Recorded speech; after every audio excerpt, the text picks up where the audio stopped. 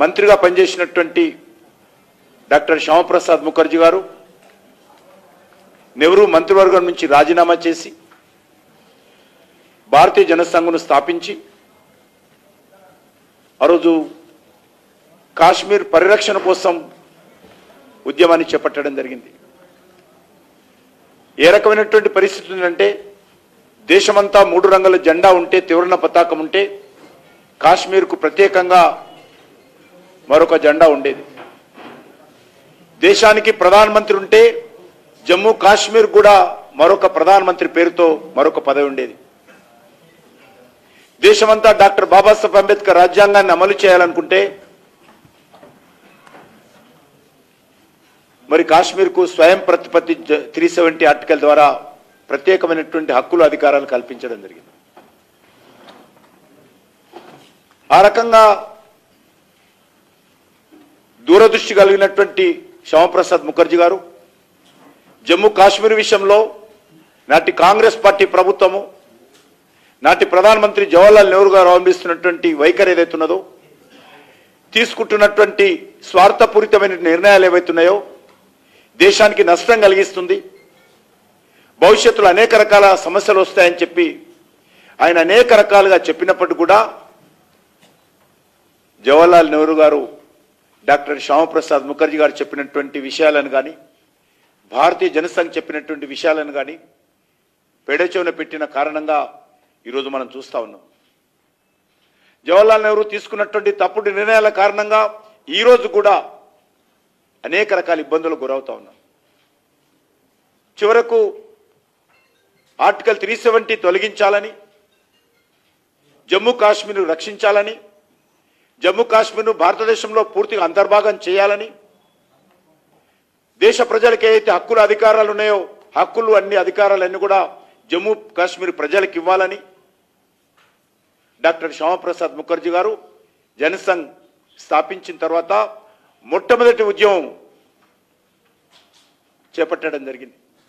ఆ రోజు ఎంత దురదృష్టం అంటే మనం ఈరోజు అమెరికాకి వెళ్ళాలన్నా, ఇంగ్లాండ్కి వెళ్ళాలన్నా, ఇతర దేశాలకు వెళ్ళాలన్నా ఏ రకమైనటువంటి వీసా అవసరమో ఆ రోజు జమ్మూ కాశ్మీర్కి వెళ్ళాలంటే కూడా మరి పర్మిట్ అనేటువంటి ఒక వీసా అవసరం ఉండింది. ఆ పర్మిట్ లేకుండా జమ్మూ కాశ్మీర్ అడుగెట్టు పెట్టే పరిస్థితి లేదు. ఆ రోజు శ్యామప్రసాద్ ముఖర్జీ గారు జమ్మూ కాశ్మీర్ భారతదేశం అంతర్భాగం అయితే దానికి ప్రత్యేకమైనటువంటి జెండా ఏ రకంగా ఉంటుంది, జమ్మూ కాశ్మీర్ భారతదేశంలో అంతర్భాగం అయితే అక్కడ కూడా ప్రధానమంత్రి అనేటువంటి పదవి ఏ రకంగా ఉంటుంది, జమ్మూ కాశ్మీర్ భారతదేశంలో అంతర్భాగం అయితే అక్కడ వాళ్ళకు ప్రత్యేకమైనటువంటి హక్కులు అధికారాలు చట్టాలు ఏ రకంగా ఉంటాయి, జమ్మూ కాశ్మీర్ భారతదేశంలో అంతర్భాగం అయితే పర్మిట్ సిస్టమ్ తీసుకొని ఎందుకు వెళ్ళాలని చెప్పి ఆయన రోజు ఉద్యమాన్ని చేపట్టడం జరిగింది. భారతీయ జనసంఘ్ ప్రారంభించిన తర్వాత మొట్టమొదటి ఉద్యమం డాక్టర్ శ్యామప్రసాద్ ముఖర్జీ నేతృత్వంలో వీసా అనేటువంటి పర్మిట్ అనేటువంటి విధానాన్ని వ్యతిరేకిస్తూ ఆ పర్మిట్ లేకుండా జమ్మూ కాశ్మీర్ భూభాగంలో అడుగుపెట్టాడు. వారు అడుగు పెడుతున్నప్పుడు వారి సహాయకుడుగా ఉన్నటువంటి అటల్ బిహారీ వాజ్పేయి గారు కూడా వారితో కలిసి జమ్మూ కాశ్మీర్లో అడుగు పెడుతుంటే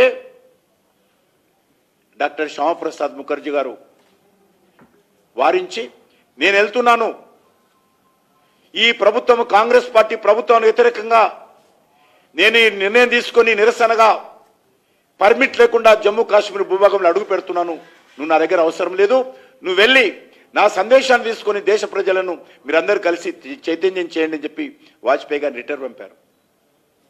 ఆ రోజు అరెస్ట్ అయినటువంటి పర్మిట్ లేకుండా జమ్మూ కాశ్మీర్ భూభాగంలో అరెస్ట్ అయినందుకు ఆయనను అరెస్ట్ చేసి జమ్మూ కాశ్మీర్లోనే అనుమానాస్పద మృతి హత్య చేశారని ఇప్పుడు కూడా ఆరోపణలు ఉన్నాయి.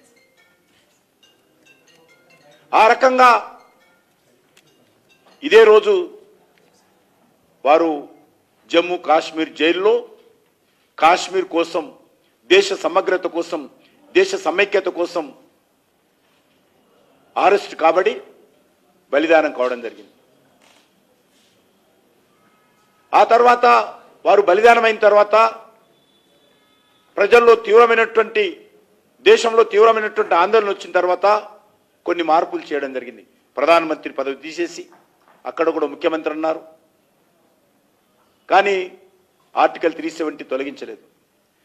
డాక్టర్ శ్యామప్రసాద్ ముఖర్జీ ఏ లక్ష్యం కోసమైతే భారతీయ జనసంఘ్ ప్రారంభించి జమ్మూ కాశ్మీర్ పరిరక్షణ కోసం ఉద్యమాన్ని చేపట్టి బలిదానమయ్యాడో ఆ లక్ష్యము నరేంద్ర మోడీ గారు ప్రధానమంత్రి అయిన తర్వాత 2019లో డాక్టర్ శ్యామప్రసాద్ ముఖర్జీ కన్నటువంటి కలలను, ఆయన బలిదానమైనటువంటి చరిత్ర ఏదైతున్నదో, లక్ష్యం ఏదైతున్నదో నరేంద్ర మోడీ గారు ఈరోజు నెరవేర్చడం జరిగింది.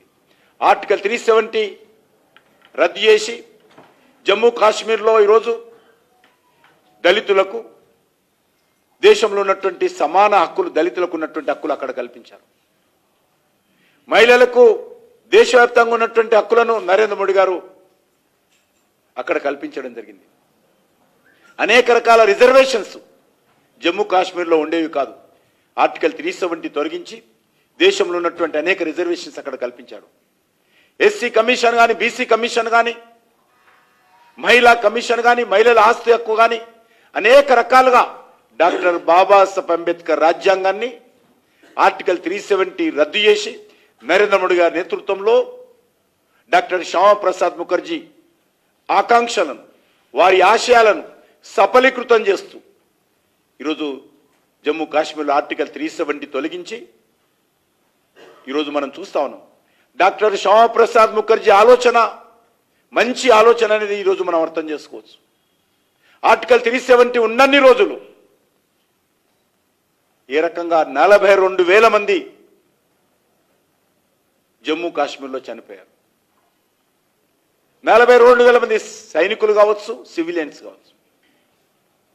ఏ రకంగా ప్రతిరోజు పోలీసుల మీద దాడులు జరిగేదో, అక్కడ ఉన్నటువంటి యువకులను రెచ్చగొట్టి ఏ రకంగా పాకిస్తాన్ ఉగ్రవాద కార్యక్రమాలు జరిగేదో, గోడల మీద, జమ్మూ కాశ్మీర్ గోడల మీద ఓ హిందుస్థాన్ కుక్కలారా మీ దేశం వెళ్ళిపోండి జమ్మూ కాశ్మీర్లో, మన దేశంలో ఉన్నటువంటి భూభాగంలోనే మన దేశానికి సంబంధించినటువంటి యువకులే గోడల మీద రాస్తున్నటువంటి పరిస్థితి మనం చూసాం.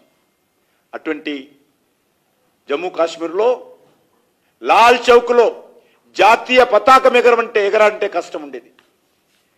లాల్ చౌక్లో జాతీయ పతాకాన్ని ఎగరవేయడం కోసము భారతీయ జనతా పార్టీ జాతీయ అధ్యక్షులు ఉన్నటువంటి మురళీ మనోహర్ జోషి గారు కన్యాకుమారి నుంచి కాశ్మీర్ వరకు ఏకతా యాత్ర తీసి నరేంద్ర మోడీ గారు కన్వీనర్గా, మురళీ మనోహర్ జోషి గారి అధ్యక్షతన ఒక జాతీయ పతాకాన్ని ఎగరేయడం కోసము పెద్ద ఉద్యమం చేయాల్సిన పరిస్థితి వచ్చింది. ఈరోజు ఆర్టికల్ 370 తొలగించిన తర్వాత అదే లాల్ చౌక్లో వేలాది మంది అక్కడ ఉన్నటువంటి ప్రజలు 3 రంగుల జెండా పట్టుకొని భారత్ మాతకు జై అని నినాదాలు ఇస్తున్నటువంటి పరిస్థితి ఈరోజు డాక్టర్ శ్యామప్రసాద్ ముఖర్జీ కన్న కలలను సాకారం చేస్తూ ఆర్టికల్ 370 తొలగించిన తర్వాత ఈరోజు జమ్మూ కాశ్మీర్లో కనిపిస్తూ ఉంది. అటువంటి మార్పు ఈరోజు వచ్చింది. మరి ఇప్పటి కూడా ఆర్టికల్ 370 విషయంలో కాంగ్రెస్ పార్టీ పశ్చాత్తాపం లేదు. ఇప్పటి కూడా 42,000 మంది చనిపోతే కాంగ్రెస్ పార్టీ ఇంతవరకు పశ్చాత్తాపం వ్యక్తం చేయడం లేదు. 42,000 మంది చనిపోతే కనీసం వాళ్ళ గురించి పట్టించుకునే పరిస్థితి లేదు కాంగ్రెస్ హయాంలో. అనేక రోజుల పాటు 2019 వరకు అనేకమైనటువంటి బడుగు బలైన వర్గాల ప్రజలకు తమ హక్కులు, అధికారాలు లేకుండా వంచింది జమ్మూ కాశ్మీర్లో కాంగ్రెస్ పార్టీ. అనేక రకాలుగా కాంగ్రెస్ పార్టీ జమ్మూ కాశ్మీర్లో కనీస సౌకర్యాలు కల్పించలేనటువంటి పరిస్థితులు ఉండి పాకిస్తాన్ ఆడిందే ఆటగా, పాకిస్తాన్ పాడిందే పాటగా, పాకిస్తాన్ ఐఎస్ ఏజెంట్ల కీలుబొమ్మలుగా అక్కడ ఉన్నటువంటి ప్రభుత్వాలు కానీ, అక్కడ ఉన్నటువంటి కొంతమంది మరి అనేక మంది కొంతమంది నాయకులు ఏ రకంగా పాకిస్తాన్కు అనుకూలంగా వివరించారో మనం చూడడం జరిగింది. ఈరోజు పరిస్థితి మారింది. నిజంగా డాక్టర్ శ్యామప్రసాద్ ముఖర్జీ ఏ లక్ష్యం కోసమైతే బలిదానం అయ్యాడో ఈరోజు ఆ లక్ష్యం నరేంద్ర మోడీ గారి నాయకత్వంలో జమ్మూ కాశ్మీర్లో ఈరోజు మరి కనిపిస్తూ ఉందనే విషయాన్ని మనం చేస్తా ఉన్నాను. ఆ లక్ష్యం నెరవేరిందనే విషయాన్ని మనం చేస్తా ఉన్నాను. అందుకే దేశ ప్రజలను కోరుతా ఉన్నాను, కాంగ్రెస్ పార్టీ ఎప్పుడు కూడా స్వాతంత్రం వచ్చినంత ఇప్పటి వరకు కూడా అనేక విషయాలలో స్వార్థపూరితమైనటువంటి రాజకీయాల కోసం, ఓటు బ్యాంకు రాజకీయాల కోసం, దివాలా కోరుతనంతో దేశాన్ని విభజించే విధంగా కులం పేరుతో, మతం పేరుతో, భాష పేరుతో, ప్రాంతం పేరుతో ఏ రకంగా కాంగ్రెస్ పార్టీ విభజించిందో మనం ఇప్పటికీ చూస్తున్నాం. ఈరోజు వాటన్నిటిని కూడా నరేంద్ర మోడీ గారి నాయకత్వంలో ఈరోజు సరిదిద్దుతున్న విషయాన్ని మనం చూస్తా ఉన్నాం. ఈరోజు మనము దేశవ్యాప్తంగా ఉగ్రవాద కార్యక్రమాలు ఏ రకంగా అరికట్టామో మనం చూస్తా ఉన్నాం. అనేక విషయాల్లో పండిత్ జవహర్లాల్ నెహ్రూ నుంచి మొదలు పెడితే మన్మోహన్ సింగ్ గారి వరకు కూడా ఇదే విధానం. హిందువుల పట్ల నిర్లక్ష్యం, ఇతర మతస్థుల పట్ల ఓట్ల కోసం ప్రేమతో కాదు, ఓట్ల కోసం వాళ్ళని బుజ్జగించే రాజకీయాలు, ఓటు బ్యాంకు రాజకీయాలు ఈరోజు ఈ దేశంలో అవలంబించిన విషయాన్ని మనం చేస్తున్నాం. భారతీయ జనతా పార్టీ దృష్టిలో పార్టీ కంటే దేశం ముఖ్యం, పార్టీ కంటే దేశ సమగ్రత ముఖ్యం, పార్టీ కంటే దేశ సమగ్రత ముఖ్యమైన విషయంలో భారతీయ జనతా పార్టీకి అధికారం ముఖ్యం కాదు. భారతీయ జనతా పార్టీకి పార్టీ ఒకటే ముఖ్యం కాదు, ఈ దేశ సమగ్రత సమైక్యత ముఖ్యమైన విషయాన్ని ఈ సందర్భంగా మనం చేస్తున్నాం. దేశం కోసం ఏ రకమైనటువంటి త్యాగాలకైనా భారతీయ జనతా పార్టీ కార్యకర్తలుగా భారతీయ జనతా పార్టీ సిద్ధంగా ఉందనే విషయాన్ని మనం చేస్తున్నాం. ఎప్పుడెప్పుడు దేశం కష్ట పరిస్థితుల్లో ఉందో, క్లిష్ట పరిస్థితుల్లో ఉందో అన్ని సమయాల్లో కూడా భారతీయ జనతా పార్టీ దేశం కోసం పనిచేసింది. శ్రీమతి ఇందిరాగాంధీ గారు అత్యవసర పరిస్థితి విధించి పత్రికా స్వేచ్ఛ అరించివేసి ప్రజాస్వామ్యాన్ని కూనియేసి ఆ రోజు తన పదవిని, కుర్చీని నిలుపుకోవడం కోసం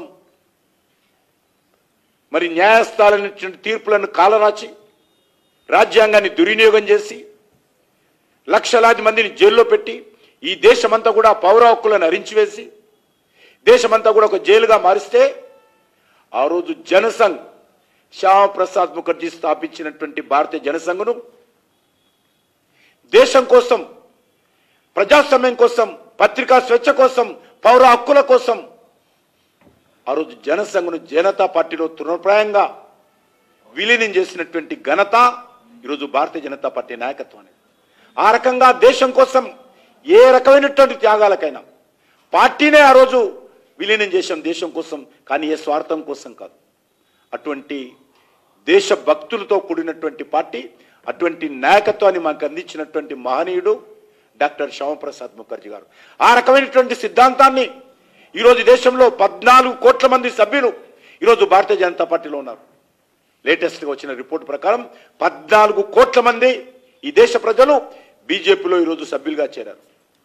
దానికి కారణము డాక్టర్ శ్యామప్రసాద్ ముఖర్జీ ఇచ్చినటువంటి స్ఫూర్తి, ఆయన చేసినటువంటి త్యాగము, ఆయన చూపినటువంటి బాట అని సందర్భంగా మనయేస్తూ భారతీయ జనతా పార్టీ కార్యకర్తలుగా మనమందరం వారి స్ఫూర్తితో వారి లక్ష్య సాధన కోసం మరింతగా మనము నరేంద్ర మోడీ గారి నాయకత్వంలో ముందుకెళ్ళాలి, దేశాన్ని ఆ దిశలో ముందుకు నడిపించాలి, దేశ ప్రజలను సంఘటితం చేయాలని చెప్పి ఈ సందర్భంగా కోరుకుంటూ, ఈ సందర్భంగా తెలంగాణ భారతీయ జనతా పార్టీ తరఫున డాక్టర్ శ్యామప్రసాద్ ముఖర్జీకి ఘనమైనటువంటి నివాళులు అర్పిస్తూ సెలవు తీసుకుంటున్నాను. ఒకటి మీడియాకు సమాచారము, ఈరోజు రాష్ట్రంలో ఉన్నటువంటి అన్ని పోలింగ్ బూత్లలో, మండల కేంద్రాలలో, జిల్లా కేంద్రాలలో శ్రద్ధాంజలి ఘటించడంతో పాటుగా ప్రతి పోలింగ్ బూత్లో కనీసం 11 మొక్కలు నాటడం జరుగుతుంది. రంగారెడ్డి జిల్లాలో ఒక గొప్ప లక్ష్యాన్ని ముందు పెట్టుకొని 1,00,000 మొక్కలు నాటేటటువంటి కార్యక్రమం ప్రారంభమైంది. రంగారెడ్డి రూరల్ జిల్లాలో 1100 పోలింగ్ బూత్లలో ఒక్కొక్క బూత్లో 100 మొక్కలు నాటేటటువంటి కార్యక్రమం. కాబట్టి ఇది మీడియా వాళ్ళకు సమాచారం.